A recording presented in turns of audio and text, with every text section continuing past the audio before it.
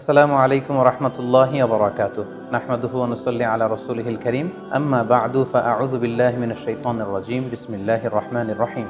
Japan থেকে সোনিয়া শারমিন নামে এক বোন প্রশ্ন করেছেন, আমি জাপানে থাকি। এটা একটা অমুসলিম দেশ যেখানে খাবারে শূকরের ব্যবহার অনেক বেশি। সি ফুডেও এরা শূকর ব্যবহার করে। প্রতিটা খাবারের উপাদান পড়ে পড়ে কিনতে হয়। দেশটা দ্বীপ দেশ বলে সামুদ্রিক অনেক প্রাণী খাবারে ব্যবহার করা হয়। আপনাকে অনুরোধ করছি যাতে যদি আপনি আমাদেরকে জানাতেন যে সামুদ্রিক কোন কোন প্রাণী খাওয়া যাবে আর কোনটা খাওয়া যাবে না, বললে খুবই উপকার হতো। উদাহরণস্বরূপ শামুক, ঝিনুক, অক্টোপাস, স্কুইড, কাঁকড়া এগুলো এখানকার অনেক হালাল নুডলসেও দেয়া থাকে। বাংলাদেশি হওয়ায় এগুলো তেমন একটা খাওয়া হয়নি। এগুলো কি হালাল? প্রিয় বোন, আপনাকে ধন্যবাদ।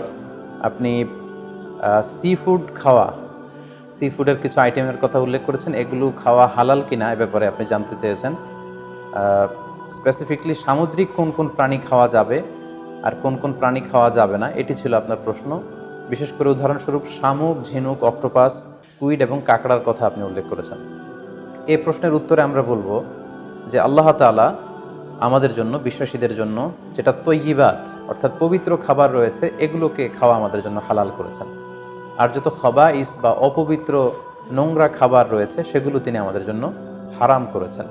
সূরাতুল বাকারার 172 নম্বর আয়াতে আল্লাহ তাআলা ইরশাদ করছেন, ইয়া আইয়ুহাল্লাযীনা আমানু কুলু মিন তাইয়্যিবাতি মা রাযাকনাকুম ওয়াশকুরু লিল্লাহি ইন কুনতুম ইয়াহু তা'বুদুন। অর্থাৎ ওহে বিশ্বাসীরা, আমি তোমাদেরকে পবিত্র জিনিস থেকে যেটা রিজিক হিসেবে দান করেছি তোমরা সেটা খাও, অপবিত্র কোনো কিছু তোমরা খেও না। পাশাপাশি সূরাতুল আরাফের 157 নম্বর আয়াতে আল্লাহ তাআলা ইরশাদ করছেন, ওয়া ইউহিল্লু লাহুমুত তাইয়্যিবাতি ওয়া ইউহাররিমু আলাইহিমুল খাবাইস। অর্থাৎ তিনি তোমাদের জন্য তৈয়িবাত বা পবিত্র খাবারগুলোকে তিনি হালাল করেছেন, আর অপবিত্র যত খাবার আছে এগুলো তিনি তোমাদের জন্য হারাম করেছেন। তো কোন জিনিস খাওয়া আমাদের জন্য হালাল আর কোনটা খাওয়া হারাম, এক্ষেত্রে আমরা বিশ্বাসীরা এই মূলনীতি সবসময় অবলম্বন করতে হবে যে যেটা তৈয়িবাত পবিত্র সেটা আমাদের জন্য খাওয়া, সেটা কনজিউম করা আমাদের জন্য হালাল, আর যেটা খাবাইস অপবিত্র সেটা কনজিউম করা আমাদের জন্য হারাম। যেমন কালামুল্লাহ মাজিদ আল্লাহ তাআলা আমাদেরকে জানিয়েছেন যে রক্ত খাওয়া হারাম, যেহেতু এটা খাবাইস। শূকরের গোশত খাওয়া হারাম, মৃত প্রাণী খাওয়া হারাম। আল্লাহ ছাড়া অন্য কোনো দেবদেবীর নামে যে প্রাণীগুলোকে স্লটার করা হয়েছে, উৎসর্গ করা হয়েছে, বলি দেওয়া হয়েছে, এগুলোর গোশত খাওয়া হারাম, কারণ এগুলো সব হচ্ছে মিনাল খাবাইস, অপবিত্র। এ পর্যায়ে ডিরেক্টলি যদি আপনার প্রশ্নের উত্তরে আসি যে সি ফুডের ব্যাপারে, সমুদ্র থেকে প্রাপ্ত যে প্রাণী বা খাবার এগুলোর ব্যাপারে কোরআন আমাদেরকে কি জানিয়েছে, সেক্ষেত্রে আমরা সূরাতুল মায়েদার 96 নম্বর আয়াতকে এখানে উল্লেখ করতে চাই, যেখানে আল্লাহ তাআলা ইরশাদ করছেন, উহিল্লা লাকুম সাইদুল বাহরি ওয়া তুআমুহু মাতাআল লাকুম ওয়া লিস-সাইয়ারা। অর্থাৎ তোমাদের জন্য সাগরের শিকারকে হালাল করা হয়েছে। সাগর থেকে আমরা মাছ বা অন্যান্য যে কোনো জিনিসই শিকার করি না কেন সেটা খাওয়া, কনজিউম করা সেটা আমাদের জন্য হালাল। পাশাপাশি সাগরে মৃত যা পাওয়া যায় এটাও আমাদের জন্য হালাল। আল্লাহ বলছেন মাতাআল লাকুম ওয়া লিস-সাইয়ারা, এগুলো তোমাদের জন্য ভোগের সামগ্রী এবং নৌপথে যারা ভ্রমণ করবে তাদের জন্য ভোগের সামগ্রী। রাইসুল মুফাসসিরিন আব্দুল্লাহ ইবনে আব্বাস রাদিয়াল্লাহু তাআলা আনহু এই আয়াতের তাফসীরে সয়দুর বাহার বলতে তিনি বুঝিয়েছেন জীবিত। জীবিত তোমরা সাগর থেকে যেটাকে শিকার করো সেটা তোমাদের জন্য খাওয়া জায়েজ।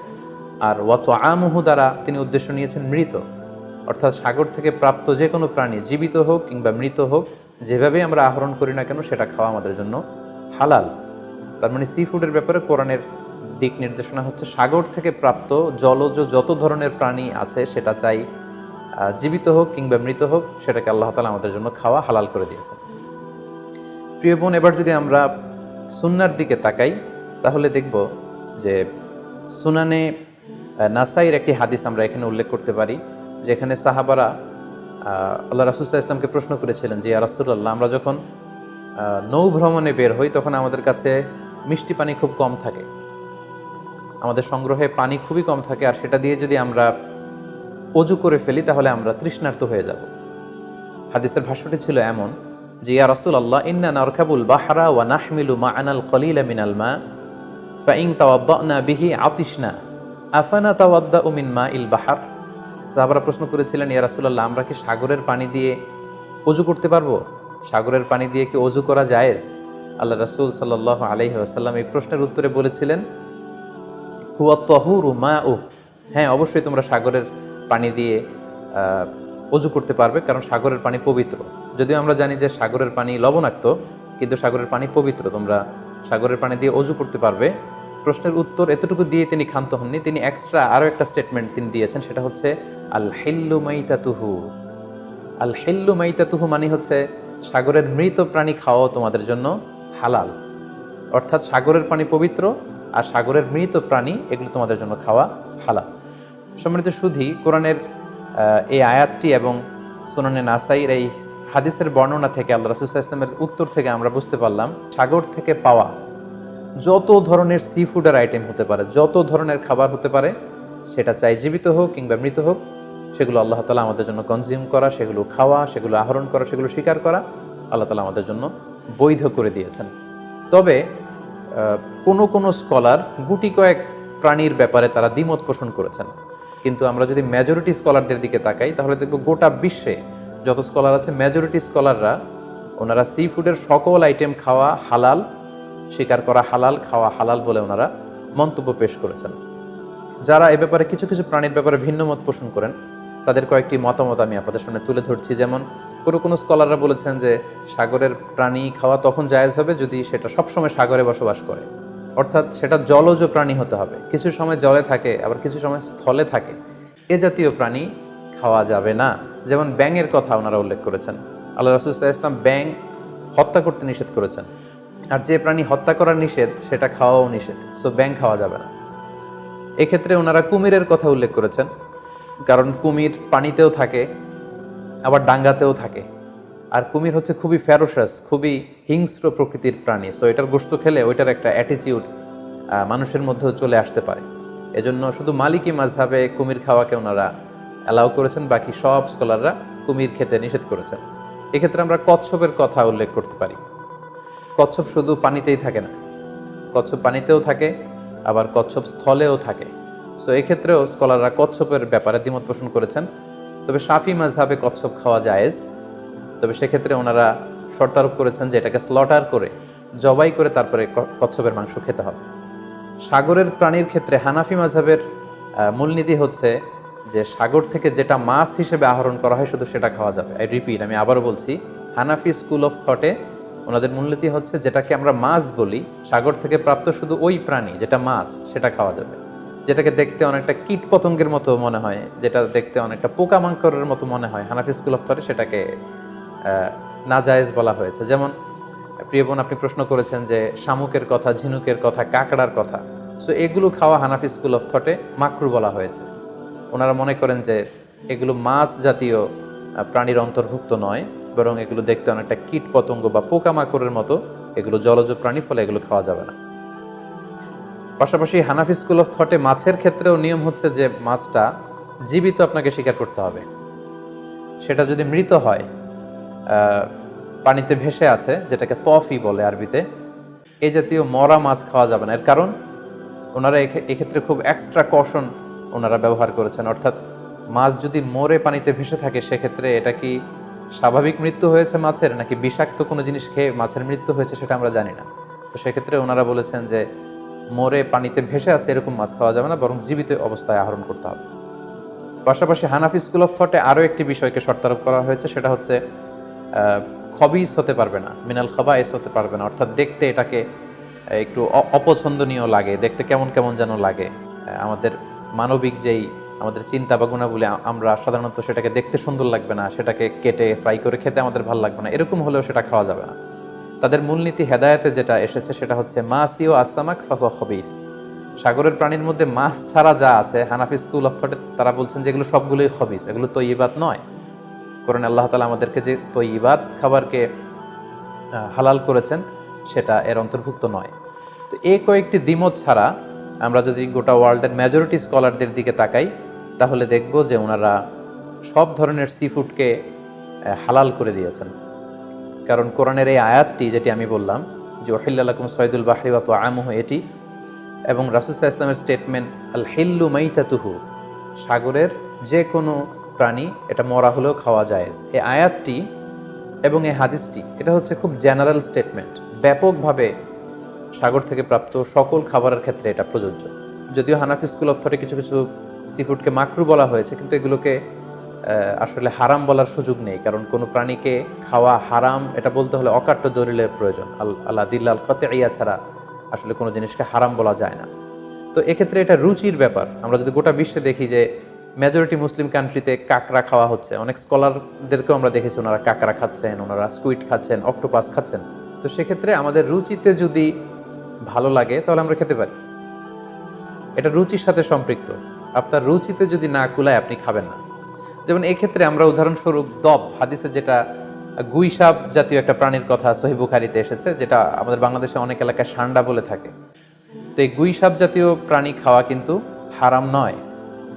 আমরা সহিহ বুখারীর বর্ণনায় জেনেছি যে আল্লাহ রাসূল সাল্লাল্লাহু আলাইহি ওয়াসাল্লামের স্ত্রী মাইমুনা রাদিয়াল্লাহু তাআলা আনহার বাসায় আল্লাহ রাসূল সাল্লাল্লাহু আলাইহি ওয়াসাল্লাম সহ অনেক সাহাবারা খেতে বসেছিলেন। সেখানে একটা প্লেটে গুইসাপকে ফ্রাই করে দেওয়া হয়েছিল। তো রাসূল সাল্লাল্লাহু আলাইহি ওয়াসাল্লাম খেয়াল না করে সাধারণ গোশত মনে করে সেখানে তিনি হাত দিচ্ছিলেন। তখন অনেক মহিলা সাহাবারা বললেন, ইয়া রাসূলুল্লাহ, এটা তো এটা তো গুইসাপ।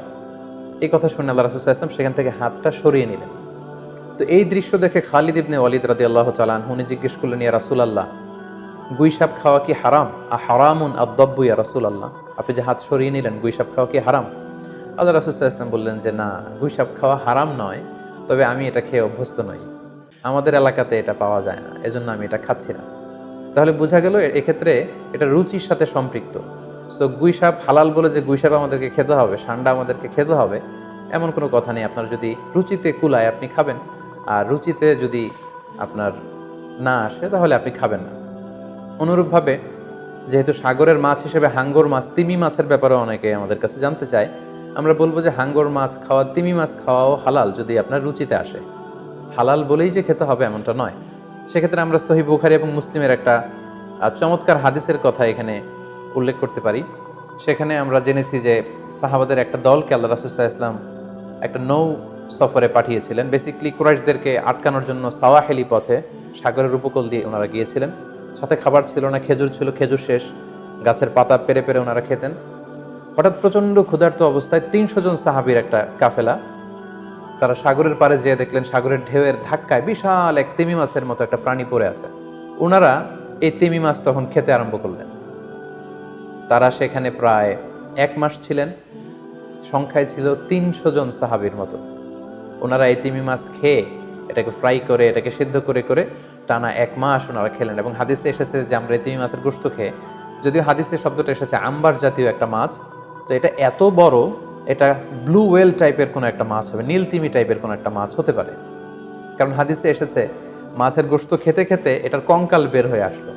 তো একজন সাহাবা এটার পাঁজরের একটা কঙ্কালকে বালুর মধ্যে গেড়ে দাঁড় করালেন, কঙ্কালের একটা হাড্ডি। এই হাড্ডিটা এত বড় ছিল যে সাহাবারা ওই হাড্ডির নিচে দিয়ে ওটার হাওদাত সহ যেতে পারছিলেন এবং ব্যাক করতে পারছিলেন। তাহলে সেই তিমি মাছের কঙ্কালের স্কেলিটনের পাঁজরের হাড্ডিটা কত বড় ছিল, সেখান থেকে আমরা বুঝতে পারি এটা তিমি টাইপের কোনো একটা মাছ হবে। সফর শেষ করে ওনারা যখন মদিনায় আসলেন তখন আল্লাহ রাসূল সাল্লাল্লাহু আলাইহি ওয়াসাল্লামকে ওনারা পুরো ঘটনার বৃত্তান্ত খুলে বললেন এবং জিজ্ঞেস করলেন, ইয়া রাসূলুল্লাহ, এই যে এত বড় তিমি মাছের মতো একটা মাছ যে আমরা খেয়েছি, আমরা তো জানি না এত বড় মাছ এটা খাওয়া শরীয়তে বৈধ কিনা। আল্লাহর হাবিব সাল্লাল্লাহু আলাইহি ওয়াসাল্লাম বললেন, এটা বৈধ, তিমি জাতীয় মাছ এগুলো খাওয়া বৈধ, এটা আল্লাহ তাআলা তোমাদের জন্য রিজিক হিসেবে রেখেছিলেন। সহিহ মুসলিমে যেই বর্ণনাটা এসেছে, তিনি বললেন যে হুয়া রিজকুন আখরাজাহুল্লাহু লাকুম, এটা আল্লাহর পক্ষ থেকে তোমাদের জন্য নির্ধারিত একটা রিস্ক। এবং আল্লাহ রাসূল সাল্লাল্লাহু আলাইহি ওয়াসাল্লাম বললেন, ফাহাল মাআকুম মিন লাহমি, ওই মাছের গোশত তোমরা যে প্রিজার্ভ করেছিলে ওইখান থেকে কি তোমাদের কাছে কিছু আছে? সাহাবারা বললেন, জি, আমাদের কাছে সেই মাছের কিছু অংশ এখনো আছে। আল্লাহ রাসূল সাল্লাল্লাহু আলাইহি ওয়াসাল্লাম বললেন, তাহলে আমাকে কিছু দাও, ফাতুতঈমুন, আমাকে কিছু খাওয়াও। ক্বালা ফাআরসালনা ইলা রাসূলিল্লাহি সাল্লাল্লাহু আলাইহি ওয়াসাল্লাম মিনহু ফাআকালাহু, তারা তাদের বাড়ি থেকে সেই মাংসের কিছু অংশ এনে রাসূল সাল্লাল্লাহু আলাইহি ওয়াসাল্লামকে দিলেন, পাঠালেন, এবং সেই তিমি মাছের গোশত থেকে আল্লাহ রাসূল সাল্লাল্লাহু আলাইহি ওয়াসাল্লাম নিজে ভক্ষণ করলেন। সম্মানিত শুধু এই লম্বা হাদিসটি থেকে আমরা জানতে পারলাম যে সাগরের এই হাঙ্গর মাছ, তিমি মাছ, যেগুলো অনেক বড় বড় মাছ, এগুলোও খাওয়া বৈধ, যেহেতু সাগরের সব প্রাণী খাওয়া আল্লাহ তাআলা আমাদের জন্য জায়েজ করেছেন। তাহলে আমরা এই সিদ্ধান্তে উপনীত হতে পারি যে সামুদ্রিক সব ধরনের প্রাণী খাওয়া বা সি ফুড খাওয়া জায়েজ, যদি এটা স্বাস্থ্যের জন্য ক্ষতিকর নয় বা এর মধ্যে বিষাক্ত কোনো জিনিস নেই, এটা যদি প্রমাণিত হয়, অর্থাৎ বিষাক্ত নয় এবং ক্ষতিকর বলে প্রমাণিত নয়, এটা যদি আমরা নিশ্চিত হতে পারি, তাহলে আপনার রুচিতে কুলালে আপনি যে কোনো ধরনের সি ফুড খেতে পারেন। তবে যেগুলো ক্ষতিকর, যেমন আমরা জেলিফিশের কথা জানি, স্টোন ফিশ, আমাদের বাংলাদেশে পিরানহা নামে এক মাছের কথা আমরা শুনেছি, যেটা খেলে মানুষের মৃত্যুর সম্ভাবনা আছে, এগুলো বিক্রি করা, এগুলো খাওয়া, কনজিউম করা, এগুলো সবগুলো হারাম। কারণ ক্ষতিকর কোনো জিনিস কোনো মুসলমান কনজিউম করতে পারে না। কারণ আল্লাহ তাআলা সূরাতুল বাকারার 195 নম্বর আয়াতে আমাদেরকে বলেছেন, ওয়ালা তুলকু বিআইদিকুম ইলা তাহলুকা, তোমরা নিজেরা নিজ হাতে নিজেদেরকে ধ্বংসের দিকে ঠেলে দিও না, যেটা তোমার ক্ষতি হতে পারে সে কাজ তুমি করতে পারো না। পাশাপাশি সূরাতুন নিসার 29 নম্বর আয়াতে আল্লাহ তাআলা বলছেন, ওয়ালা তাকতুলু আনফুসাকুম ইন্নাল্লাহা কানা বিকুম রহিমা, তোমরা নিজেরা নিজেদেরকে হত্যা করো না, কারণ আল্লাহ তাআলা তোমাদের উপর খুবই বেশি দয়া পরবশ, তিনি মেহেরবান। তাহলে এই আয়াতগুলোর আলোকে আমরা বুঝতে পারলাম যে বিষাক্ত এবং ক্ষতিকর বলে প্রমাণিত নয় এরকম যে কোনো ধরনের সি ফুড যদি আপনার রুচিতে আসে আপনি খেতে পারবেন। ফলে শামুক, ঝিনুক, অক্টোপাস, স্কুইড, কাঁকড়া, যদিও হানাফি স্কুল অফ থটে এগুলোকে মাকরু বলা হয়েছে, কিন্তু এই ধরনের সি ফুডকে আসলে হারাম বলার কোনো সুযোগ নেই।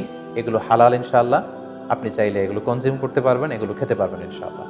আল্লাহ তাআলা আমাদের সবাইকে ইসলামকে সঠিকভাবে বুঝার, জানার এবং মানার তৌফিক দান করুক। আসসালামু আলাইকুম ওয়া রাহমাতুল্লাহি ওয়া বারাকাতুহু।